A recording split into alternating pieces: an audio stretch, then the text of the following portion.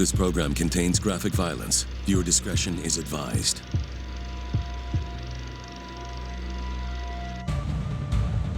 October 30th, 2004. A troubled girl and her gang of deadly teenagers prowl the streets searching for their next prey.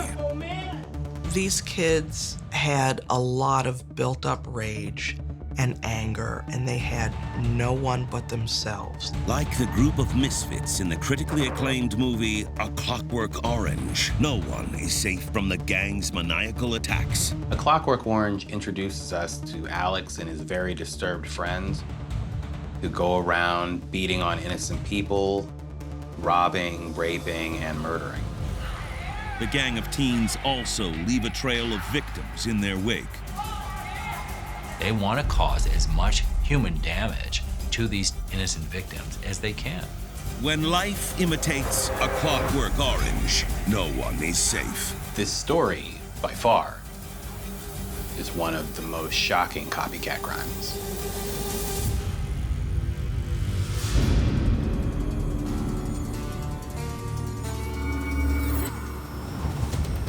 "14-year-old Chelsea O'Mahony is not your average teenage girl. She tried to make it seem as though she was just an average run-of-the-mill, safe to be around kind of girl, but that was very far from the reality. Hey, watch. This was a young girl who had no limitations. She wanted to engage in violent interactions, and nothing was off limits. But everyone has a mean streak in them. And one of the most talked about movies of all time, A Clockwork Orange, shows that anyone is capable of committing a crime. A Clockwork Orange could be described as a film that follows a young gang that basically walk the streets at night looking to beat up and rob anyone that they come across. It's fun to them. Through Chelsea's gang of friends, her dark side is exposed. She wasn't really looked at as a girl. She was really looked at as a part of this group, one of the guys, and her aggressive behaviors emulated all the other young males in the group. I kicked him. This seemingly innocent girl has some deep, dark secrets. Chelsea's best-kept secret was the journal where she put all her thoughts and experiences and wrote them down. She didn't tell anybody about that journal. But although Chelsea goes to great lengths to hide her evil deeds, it's only a matter of time before the entire country discovers just how vile she really is. This is a young girl who's very influenced by her environment and by her peers. If she hadn't met those boys, her life might have been entirely different.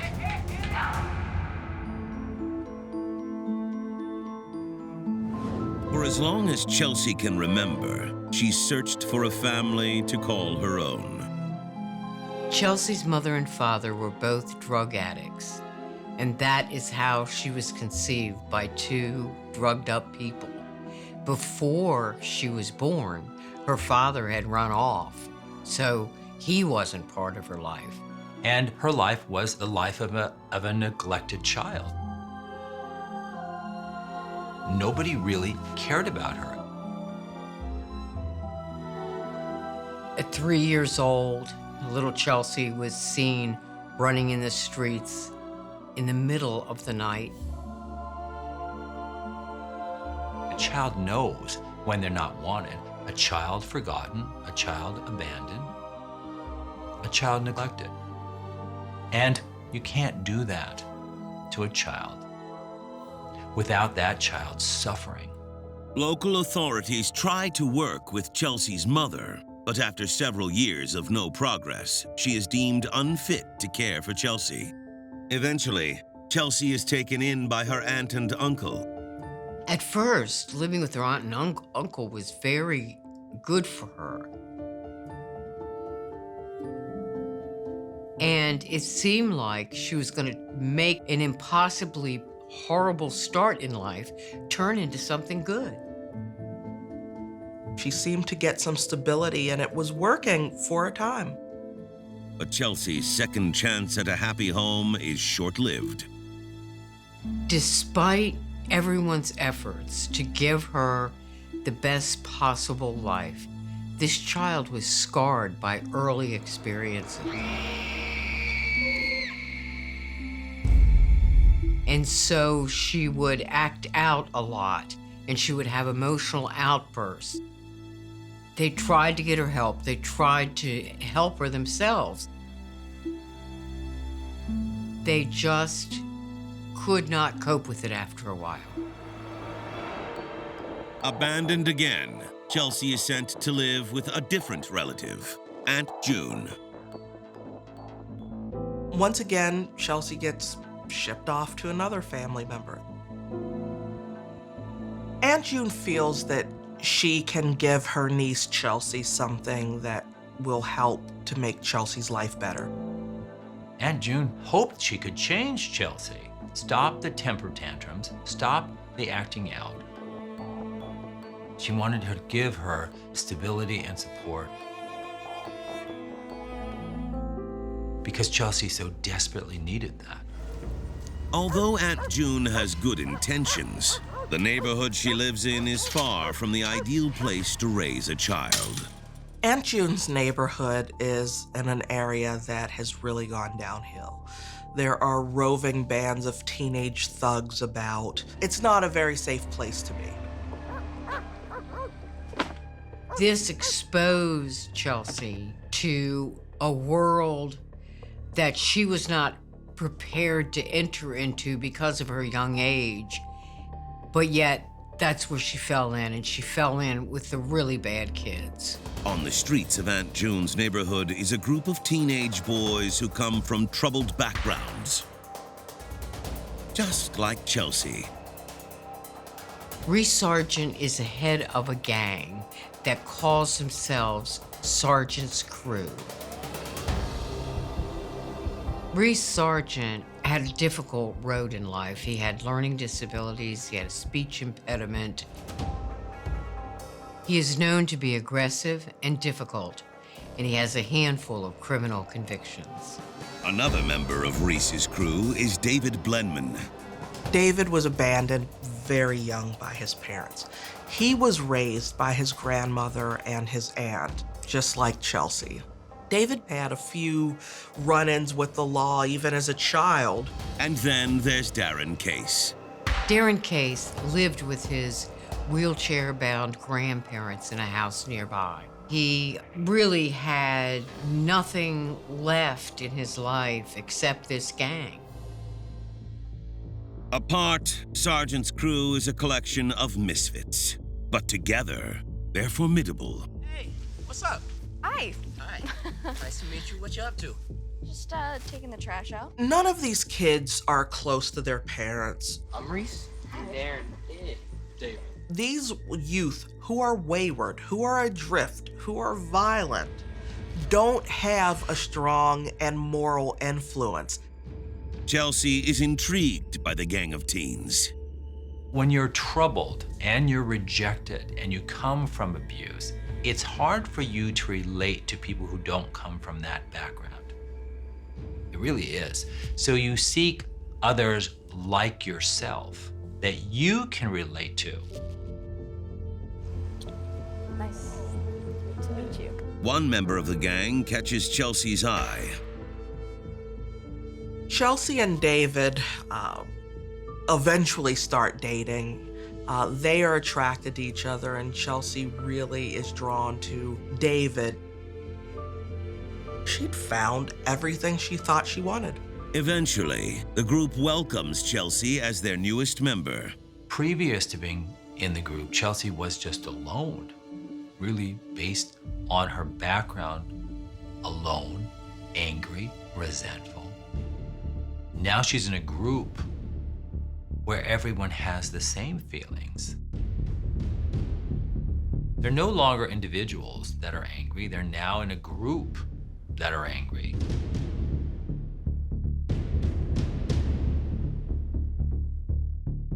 It's kind of become them against the world.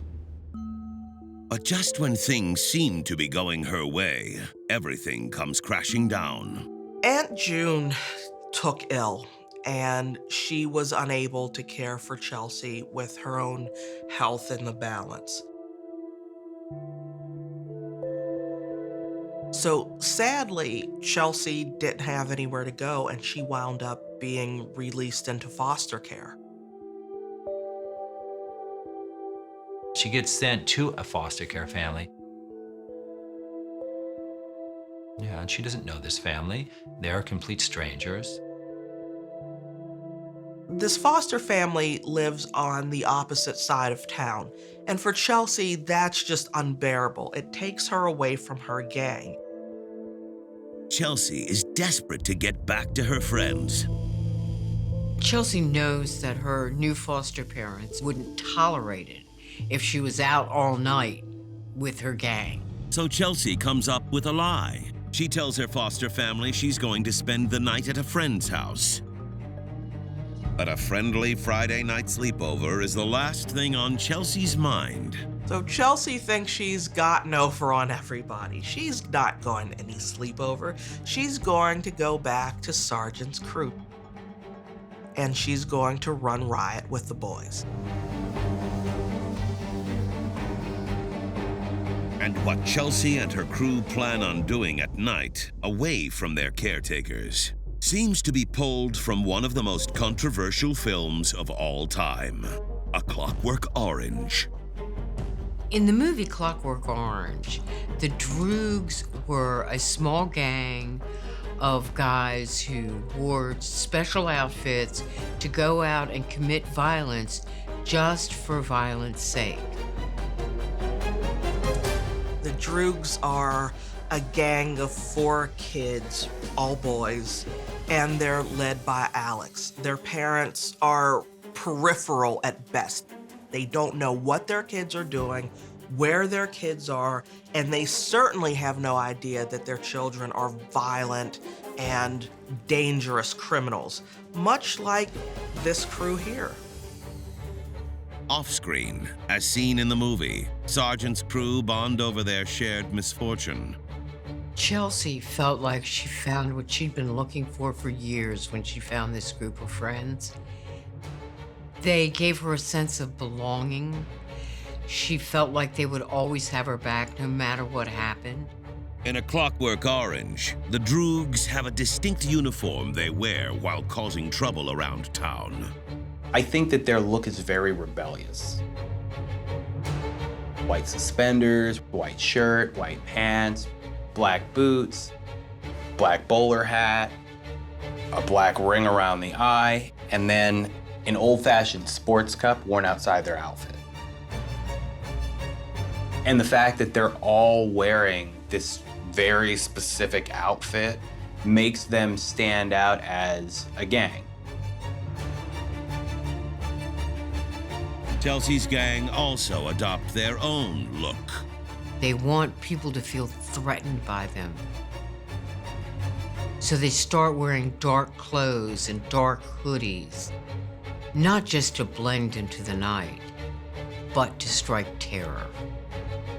The most important thing about the dark hoodie, though, is that it allowed these kids to obscure their faces. In A Clockwork Orange, Alex and his gang are nothing without each other.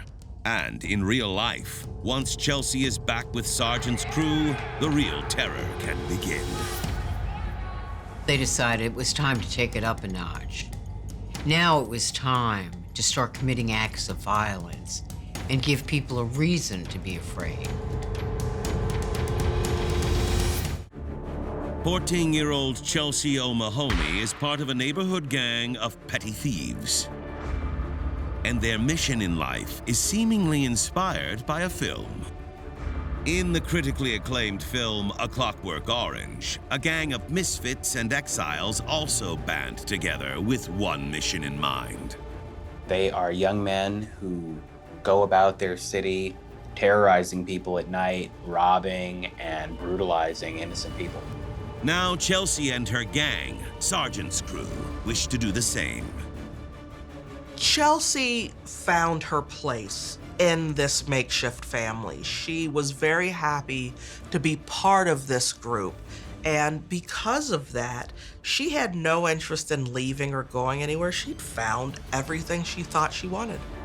Besides Chelsea, the other members include Reese and his friends David and Darren. The crew connects to each other because they've all had screwed up childhoods.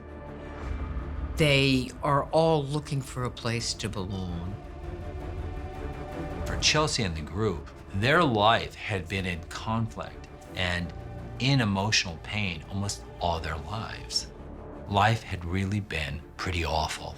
And so you had a group that was pretty angry. Chelsea, along with Sargent's crew, begin to commit petty crimes together in A Clockwork Orange. The gang's only motivation for inflicting unspeakable acts on their fellow citizens is they enjoy it. They beat up and raped and tortured multiple people in the film. They enjoy what we watch them do to people. In the movie, the gang adopts their very own language. In Clockwork Orange, the Droogs have a very specific way of speaking. There is a mixture of slang and other languages and then words that were just made up specifically for the film. They wanted to build a whole language and slang for these characters to use. Chelsea's gang created their own phraseology and language around the stuff they were doing to make cute phrases for criminal activity. They started saying all-nighter to mean a robbery spree. Hey, watch. They call robbing people ramping. The slang words are a clever way to hide their latest activity. It parallels the film, A Clockwork Orange. By using the slang, it also hides what they're doing.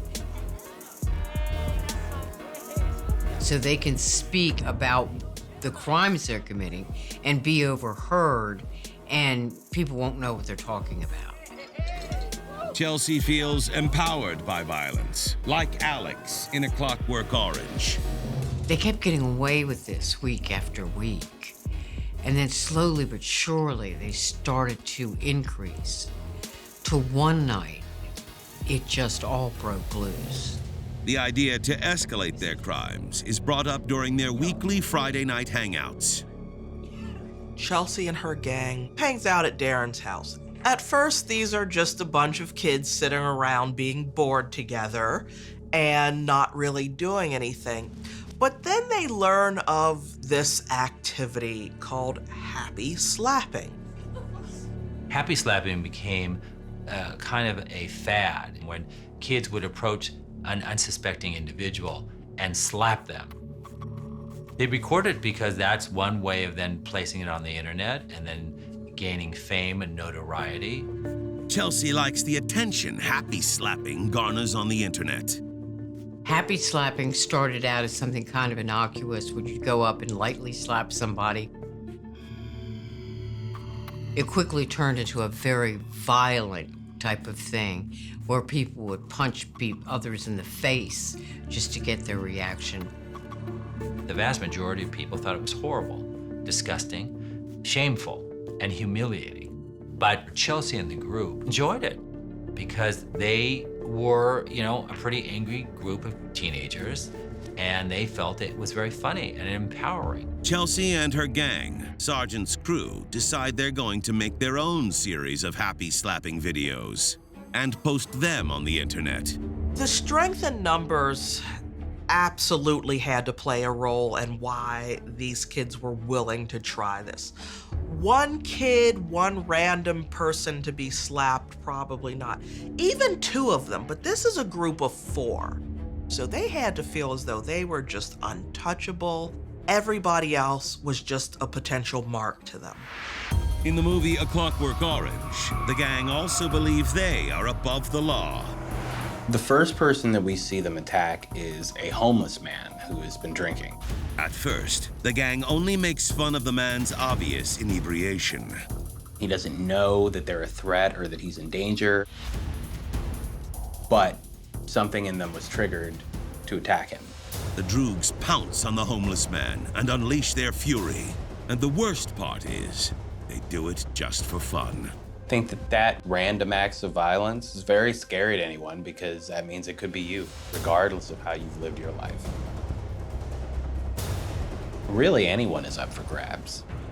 Sergeant's crew is ready for their first night of happy slapping, especially Chelsea.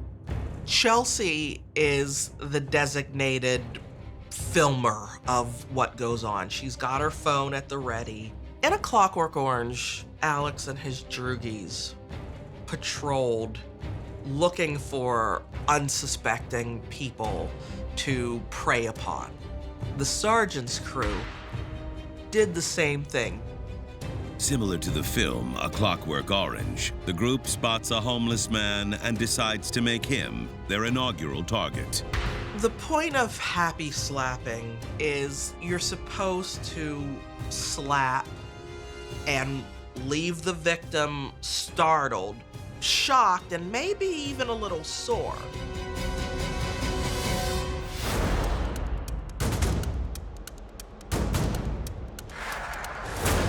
This particular group of kids doesn't let it go at that. They keep hitting him. They beat him mercilessly. Chelsea, they enjoy the act of slapping, humiliating, hurting their victims. They get to feel that they are invincible and they are in control and they have a great deal of power, so they don't stop. Their attack, which seems to be ripped straight from the pages of A Clockwork Orange, becomes the first of many happy slappings they record. But filming the attacks isn't the only way Chelsea keeps the memories alive. Chelsea wrote all this in her diary, exactly how she felt about it, how good it made her feel to be a participant. I kicked him. He looked so great. We all did. In another entry, she writes about how the group banged up some old homeless man. You should have known better than to mess with us. She seems to enjoy reliving the experience as she writes it. Her motivation was to hurt. Her motivation was to perpetuate violence. It felt good to see someone fear me. She took pride in it, and that's why she was writing them down. As the weeks go by, Chelsea and her gang's attacks only get worse. These kids together were a toxic, evil brew. They brought something out of one another that was violent and ugly and hungry. Chelsea loves her new friends. She feels like she belongs. She's accepted for the first time. In A Clockwork Orange, Alex and his gang drive around town until they come across a house with their next victim inside. When the droogs get into a home, it's generally by knocking on the door, and when someone answers the door, they ask if they can use their phone. Now they're inside, you've given permission, and that's when they generally will attack. As depicted in the movie, Chelsea and Sergeant's crew come up with their own way to disarm a target. The plan of attack is one of the sergeant's crew will ask a random person, "Do you have the time?" And when the person looks down and breaks their concentration for a moment, the crew will converge and beat the person looking at a watch. And they see someone unaware walking toward them. Chelsea is in her place as camera woman, so she's got her phone and she's ready to record whatever happens in front of her. It may be the first attack of the night, but this copycat torture is far from the last. He never saw it coming. Probably all he did was hear the crack, and everything went black. Chelsea O'Mahony and her gang of vicious teenagers have a Friday night ritual of terrorizing innocent strangers. But like in the movie A Clockwork Orange, the more attacks they get away with, the more violent they become. Friday night activities really essentially were going out and attacking people, causing as much damage that they could to individual innocent victims. Their activities are deplorable, but in their minds, based on their damaged backgrounds, they're justifying their behaviors because they're so internally angry. In the movie A Clockwork Orange, a diabolical gang of young men wander around their hometown, hunting for their next target. The Droogs ventured the city at night with the sole purpose of attacking people for fun. The controversial film is one of the most debated movies of all time because of its violent themes. Even the film's director, Stanley Kubrick, doesn't escape unscathed. Kubrick had this movie pulled from theaters because of the amount of death threats that he was receiving for what this film was bringing out of people. Now, Chelsea and her gang have found their next victim. David Dobson was bartending late one night, and he was on his way home and just so happened to walk past Chelsea and Sergeant's crew. Do you know what time it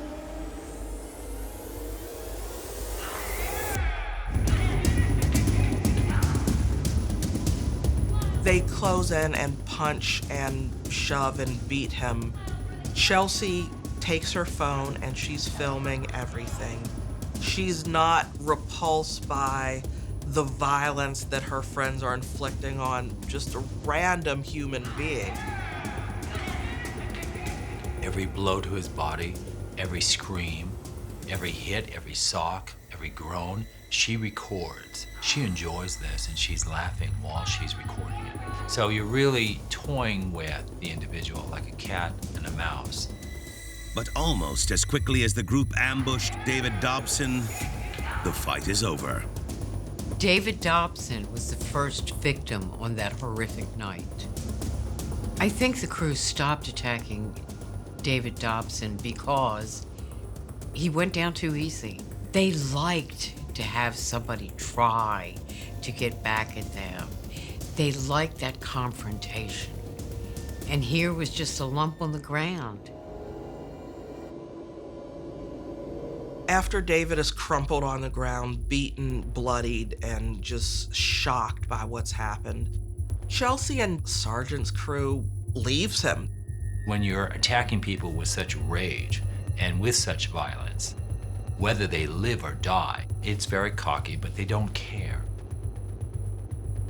Well, their goal was to bully, just to assault society, to have a good time at someone else's expense.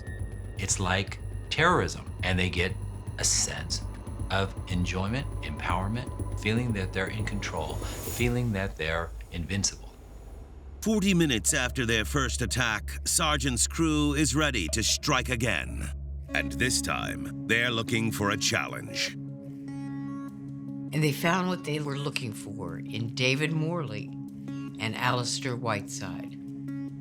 They are a challenge to this group because before they've only gone after lone individuals. Now they want to see, can we take two guys at one time?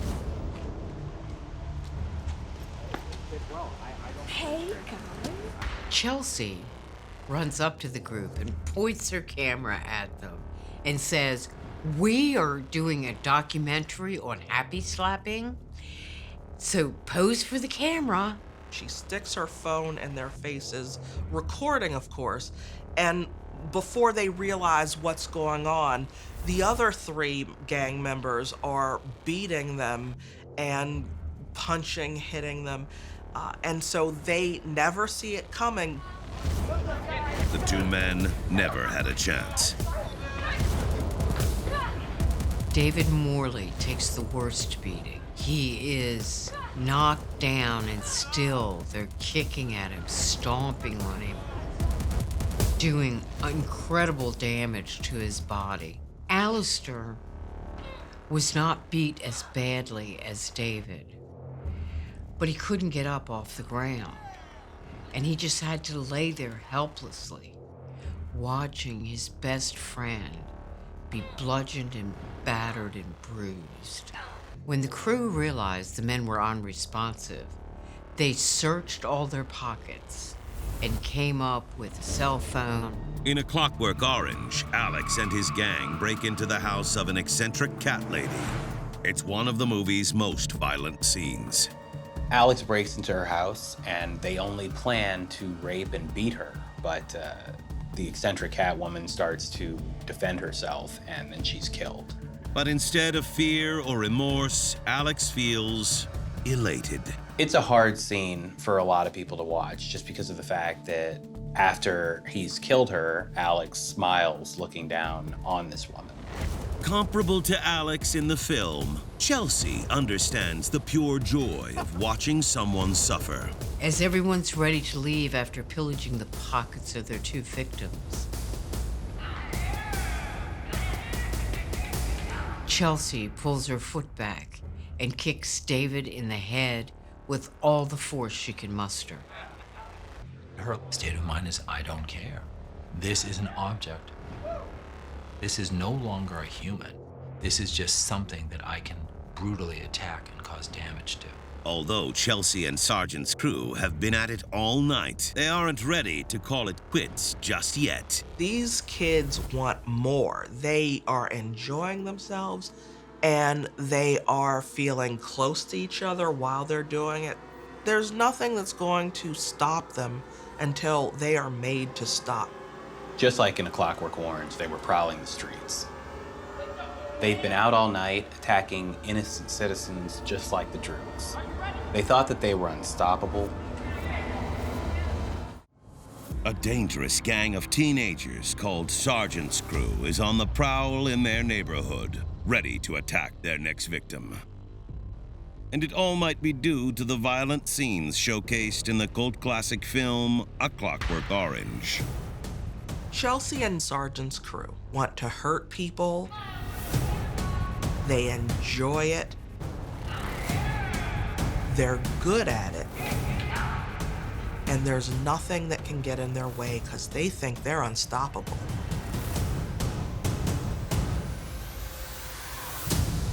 Chelsea has been out all night, attacking innocent people, going about their own business.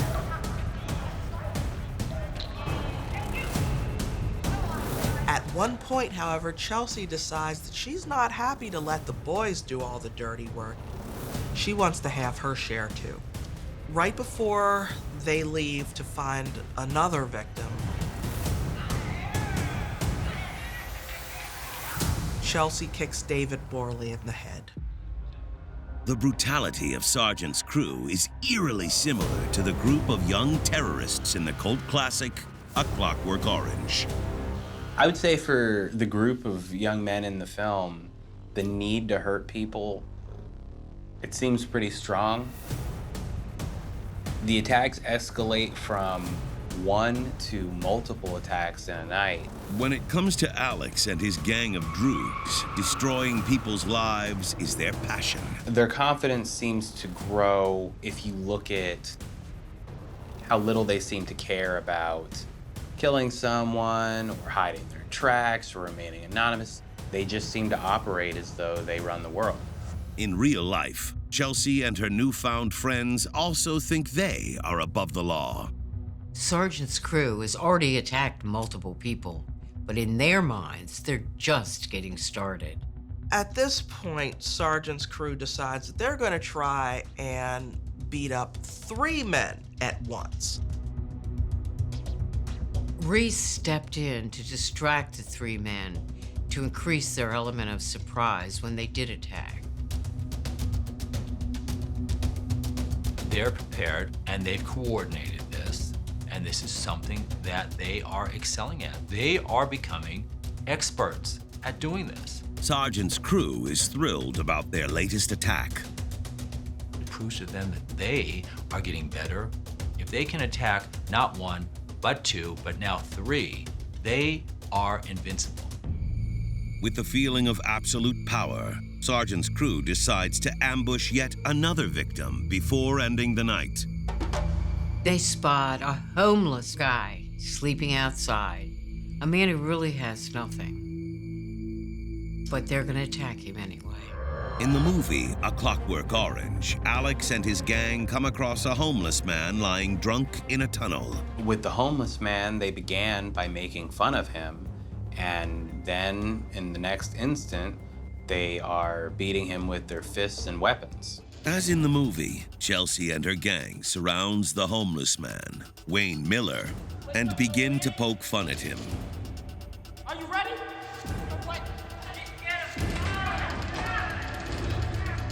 All of a sudden, he's being kicked, beaten. While Chelsea films everything, they continue to kick him over and over and over again in the head. These kids were like a pack of wild animals.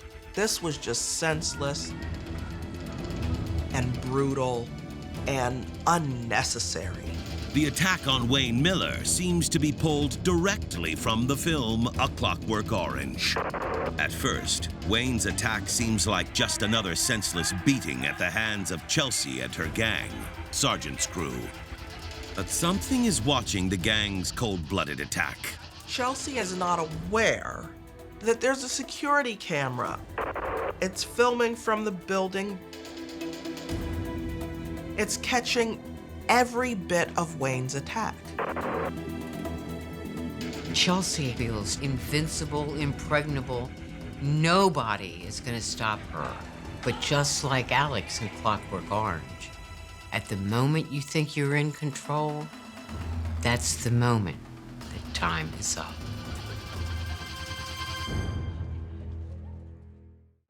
Chelsea and her savage gang, Sergeant's crew, have brutally assaulted 8 people in the course of one night.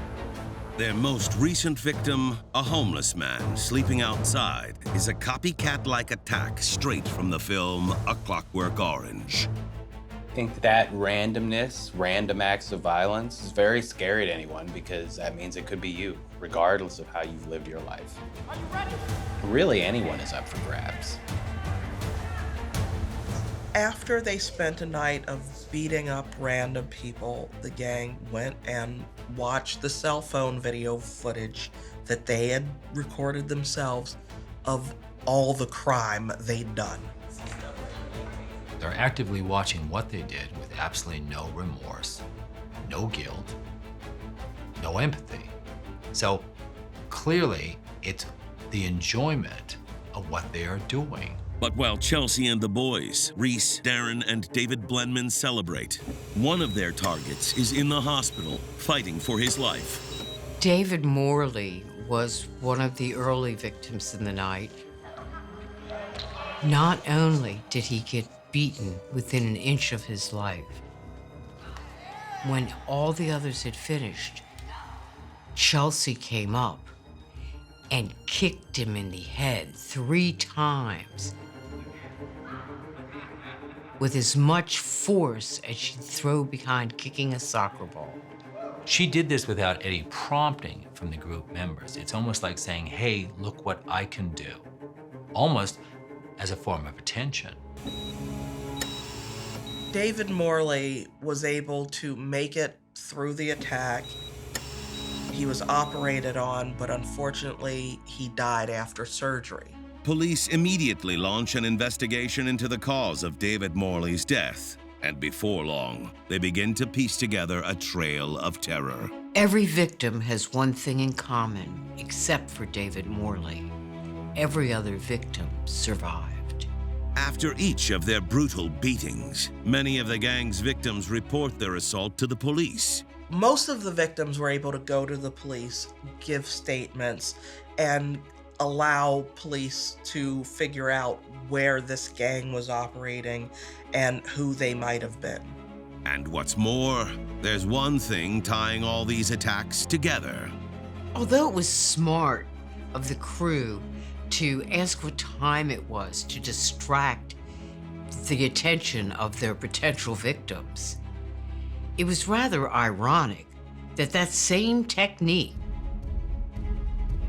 effectively gave the police an accurate timeline of everything they did. Police are able to retrace the exact steps Sergeant's crew took that night, but it's at the site of their last crime scene that delivers the most important piece of evidence. A security camera has recorded everything. Police are able to discern that there is a girl who's filming these attacks, and that girl is carrying a blue bag. Authorities know they're onto something. If they can find that blue bag, they'll have their killers. With a list for all their persons of interest, police begin their hunt. They established a list of names and addresses, and as they were going to talk to these people, they saw Chelsea walking and carrying the same blue bag she had with her on the night of the attacks.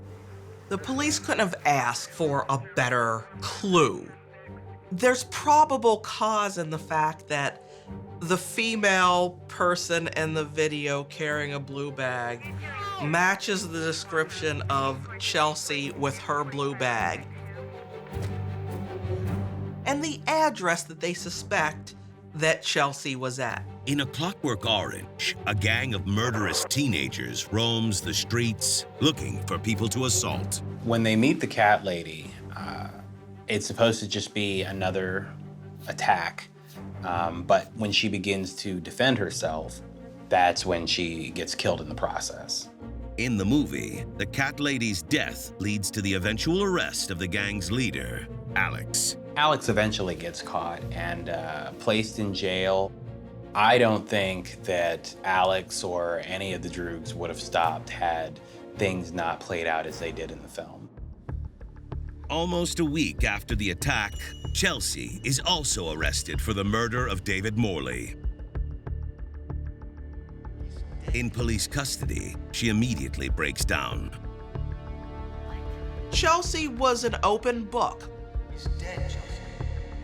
She told them everything that went on, and her descriptions matched what the police already knew.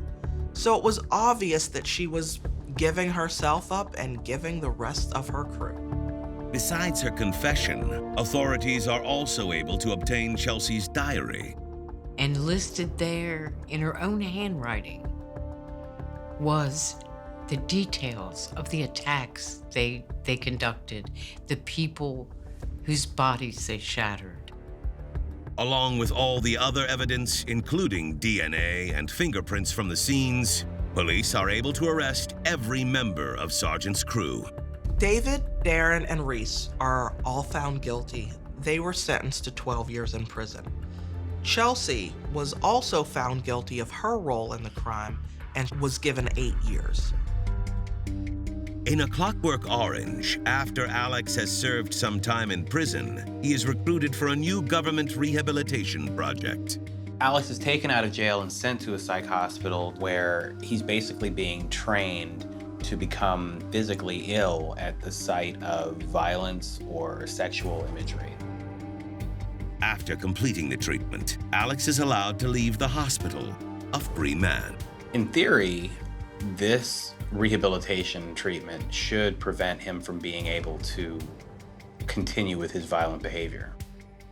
But in a surprising twist, Alex presumably returns to his evil ways. Off-screen, Chelsea serves her time and is eventually released. We're hopeful that during this 8 years in prison, and possibly while she is now free, she is still seeing a therapist and seeking treatment, and has learned to deal with her anger in a more appropriate manner. Perhaps the fear of going back to prison will make her curtail those kinds of activities. But if the bloodlust rises, her recourse will be violence. Only time will tell.